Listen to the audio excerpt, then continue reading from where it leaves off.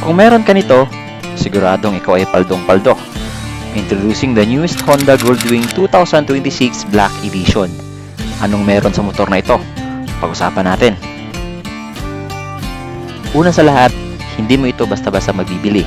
Kasi ito ang premium flagship sa lahat ng touring big bikes ni Honda. Kumbaga, ito ang pinakapapa sa lahat ng touring bikes ni Honda. At kadalasan na nakikita ko na may ganito ay mga businessman, politiko, o di kaya naman yung mga taong paldong-paldo. Just saying. Eto, sa tingin ko ay para kang nakamotor na di kotse. Paano ko nasabi? Kasi ba naman halos lahat ng specs sa high-end na kotse ay nandito na sa lahat ng motor na ito. Let's get to know the engine. Meron itong 1,833 engine displacement, liquid-cooled, horizontally opposed 6-cylinder engine na kaya lang namang mag-produce ng maximum power of 125 horsepower at maximum torque naman na 170 Nm. Ito ang kakaiba dito. Meron itong 7 automatic shifting gear speed at naka-manual transmission din, which means naka-dual clutch transmission ito mga boss. Pwedeng manual at pwedeng automatic, which is very convenient especially kung pangmalayuan ng biyahe. Tapos nangangalay na yung kamay mo sa kaka-clutch. So pwede ka anytime mag-switch into automatic transmission. What a hassle-free, di ba? Meron itong malaking fuel tank na 21 liters of gasoline. Well, kung ako ang tatanungin nyo, this is really a powerful engine mga boss. Pagdating naman sa kanyang dimension, well, I can say this is not really a friendly bike para sa pang-average height ng mga Pinoy. Meron itong haba na roughly 2.6 meters, width na 905mm at height naman na 1,430mm. Meron naman itong seat height na 745mm at ground clearance na 130mm.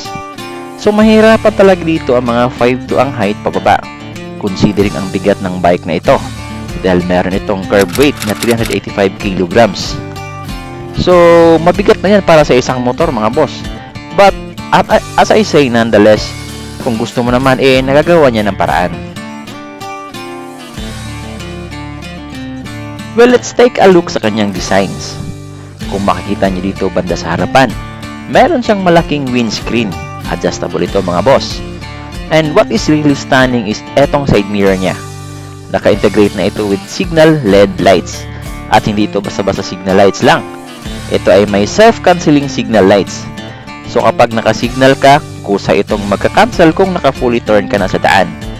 At natutupoy po ito mga boss ha. Of course, LED na din po ang headlights including the tail lights sa likod.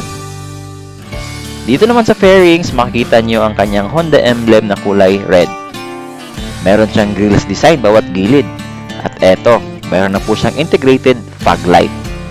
Dagdag ilaw natin mga boss, especially alam mo naman dito sa Pilipinas, very unpredictable ang klima at madalas umuulan sa daan. So napalaking tulong ng fog light na ito mga boss. Pwede ka na hindi maglagay ng MDL. So it's really a very good initiative ni Honda mga boss. Dito naman pababa, meron siyang malaking reflective light bawat gilid. Naka-double wishbone ng front suspension nito mga boss with double cylinder braking system and ABS na din. Ang sukat naman ng gulong sa harapan ay meron siyang 130/70 rim size 18.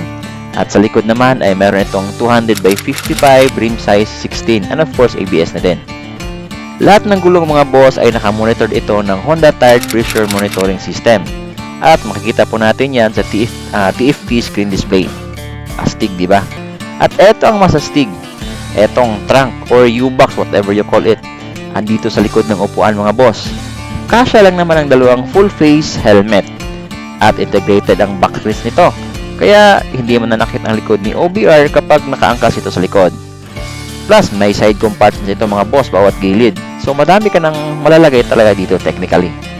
And meron itong dalawang tambucho sa baba, specifically designed for touring, na nagbibigay ng dagdag power at saka torque. Well, let's go naman sa kanyang specs. Meron itong different driving modes. May sport mode, touring mode, economy mode, at saka rain modes. Bagay na bagay sa different types ng kalsada sa Pinas. Of course, kung malubak ang daan, pwede mo sang i-switch into touring mode. Kung basa naman ang daan ay pwede mong i-switch into rain mode. Through switching modes mga boss, mag-a-adjust syempre ang makina dyan, tulad ng power, braking system at saka ang suspension. Nasa sa iyo ang full control nito mga boss. At eto ang mabangis dito, meron siyang reverse walking speed mode. Very helpful ito mga boss kung nasa parking area ka, considering na mabigat ang motor nito with 385 kilograms. Kaya mahirapan ka talagang i-maneuver ito, especially during parking.